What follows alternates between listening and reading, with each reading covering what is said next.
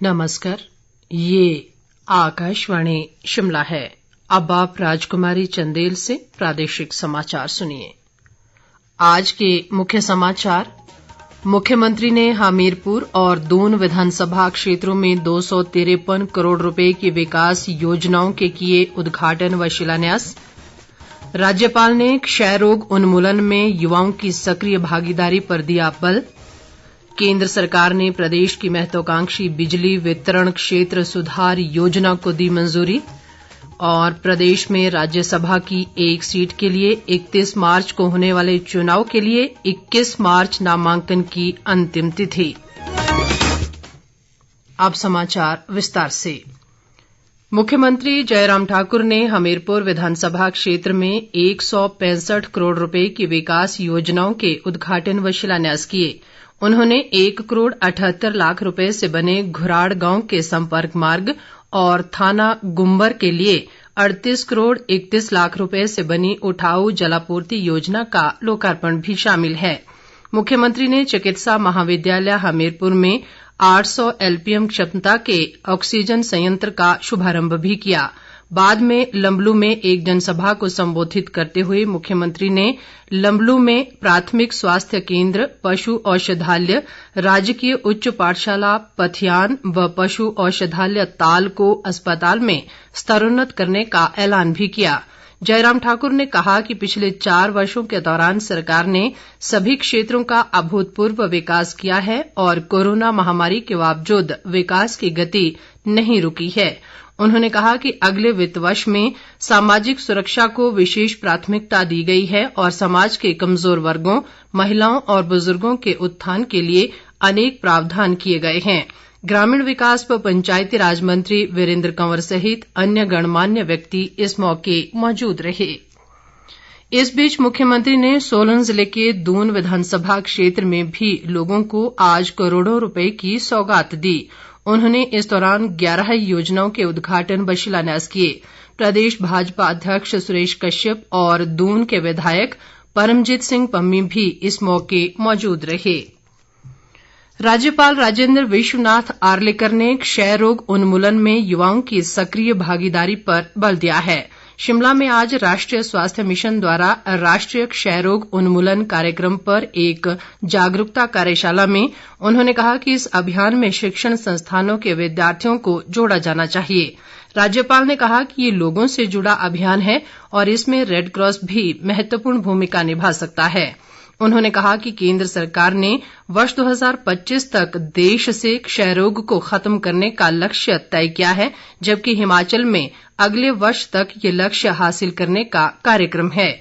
आर्लेकर ने कहा कि कोविड महामारी की तर्ज पर क्षय रोग के लिए भी एक मानक संचालन प्रक्रिया बनाई जानी चाहिए। प्रधानमंत्री कृषि सिंचाई योजना के तहत हर खेत को सिंचाई सुविधा देने के लिए प्रदेश में लघु सिंचाई योजनाओं पर काम चल रहा है। उद्योग मंत्री बिक्रम ठाकुर ने आज कांगड़ा जिले में जसवां परागपुर के शांतला गांव में जनसुनवाई के दौरान ये जानकारी दी। उन्होंने कहा कि प्रदेश में करीब 9,97,000 किसान परिवार हैं और सकल घरेलू उत्पाद में कृषि व इससे जुड़े क्षेत्रों का लगभग 14% योगदान है।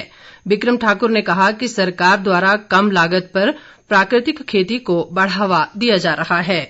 शिक्षा मंत्री गोविंद ठाकुर ने कहा है कि अगले वित्त वर्ष के बजट में शिक्षा पर 8,412 करोड़ रुपए खर्च किए जाएंगे। ये कुल बजट का 16% है। कुल्लू में आज स्कूल प्रबंधन समितियों के सम्मान समारोह में उन्होंने बताया कि राज्य सरकार ने शिक्षा में गुणवत्ता लाने के लिए अनेक प्रभावी कदम उठाए हैं। शिक्षा मंत्री ने कोरोना काल के दौरान हर घर पाठशाला में ऑनलाइन अध्यापन में बेहतर कार्य करने के लिए शिक्षकों की सराहना की। मंडी जिले में स्वर्ण जयंती आश्रय योजना के तहत 1093 नए मकानों का निर्माण किया जा रहा है, जिस पर करीब 16.5 करोड़ रुपए खर्च किए जा रहे हैं। जल शक्ति मंत्री महेंद्र सिंह ने आज मंडी में जिला कल्याण समिति की बैठक में ये जानकारी दी। उन्होंने कहा कि स्वर्ण जयंती आश्रय योजना में गरीबों को मकान बनाने के लिए 1.5 लाख रुपए की राशि दी जा रही है। महेंद्र सिंह ने बताया कि राष्ट्रीय परिवार सहायता योजना के तहत 18 से 60 वर्ष की आयु के बीपीएल परिवार की मुखिया की आकस्मिक मृत्यु हो जाने पर परिवार को 20,000 रुपए की तुरंत सहायता राशि दी जाती है। विधानसभा अध्यक्ष विपिन परमार ने आज पालमपुर क्षेत्र की कोना पंचायत में मुख्यमंत्री राहत कोष और ऐच्छिक निधि से 42 लाभार्थियों को 4,24,000 रुपए की सहायता राशि वितरित की। उन्होंने कहा कि सरकार ने सामाजिक सुरक्षा पेंशन का दायरा बढ़ा दिया है और अगले वित्त वर्ष में 7.5 लाख लोगों को इसका सीधा लाभ मिलेगा। केंद्र सरकार ने प्रदेश की महत्वाकांक्षी बिजली वितरण क्षेत्र सुधार योजना को मंजूरी दे दी है। अतिरिक्त मुख्य सचिव विद्युत आरडी धीमान ने बताया कि राज्य सरकार ने बिजली नेटवर्क को मजबूत करने के लिए केंद्र को एक प्रस्ताव भेजा था, जिसे अब मंजूरी मिल गई है। उन्होंने कहा कि इस योजना के माध्यम से पुराने हो चुके बिजली वितरण नेटवर्क को बदला जाएगा और बड़ी संख्या में ट्रांसफार्मर लगाए जाएंगे। धीमान ने कहा कि योजना की कुल लागत 3,663 करोड़ 30 लाख रुपए है और ये योजना वर्ष 2025 तक पूरी होगी।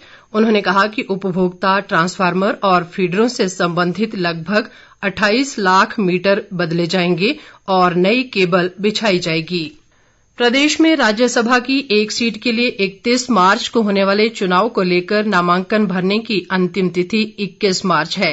22 मार्च को नामांकन पत्रों की जांच की जाएगी, जबकि इच्छुक उम्मीदवार 24 मार्च तक अपने नाम वापस ले सकेंगे।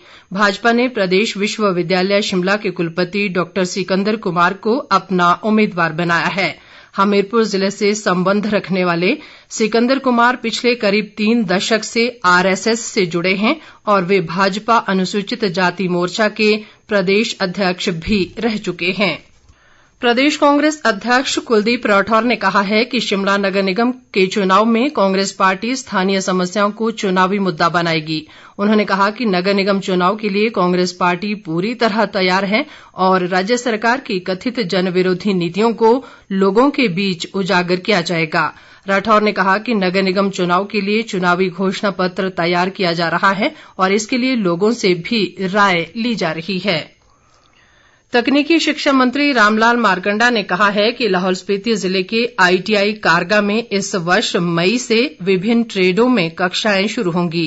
कारगा में जनप्रतिनिधियों के साथ एक बैठक में उन्होंने बताया कि इलाके में सब्जी मंडी का निर्माण भी जल्द शुरू किया जाएगा।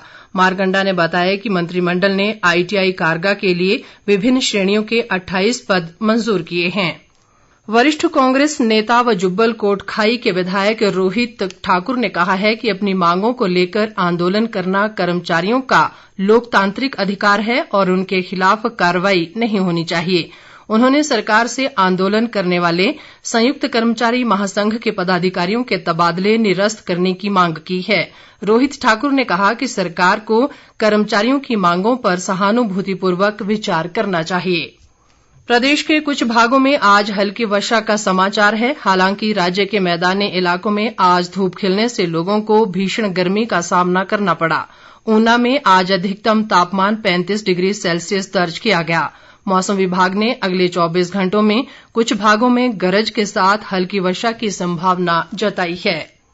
फिट इंडिया अभियान के तहत सोलन जिले के डडोग में 45 पंचायतों और नगर पंचायत कंडाघाट के लिए आज से कबड्डी प्रतियोगिता शुरू हुई। इसमें लगभग 50 टीमें भाग ले रही हैं।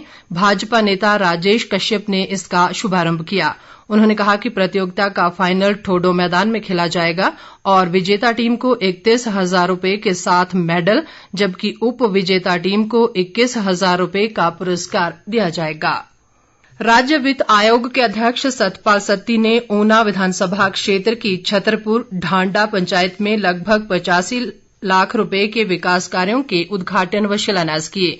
उन्होंने एक दिन एक गांव कार्यक्रम की शुरुआत भी की और कहा कि इसका उद्देश्य लोगों को राज्य सरकार द्वारा किए गए विकास कार्यों की जानकारी देना है। इसके अलावा गांव-गांव जाकर लोगों की शिकायतें भी उन्होंने सुनी।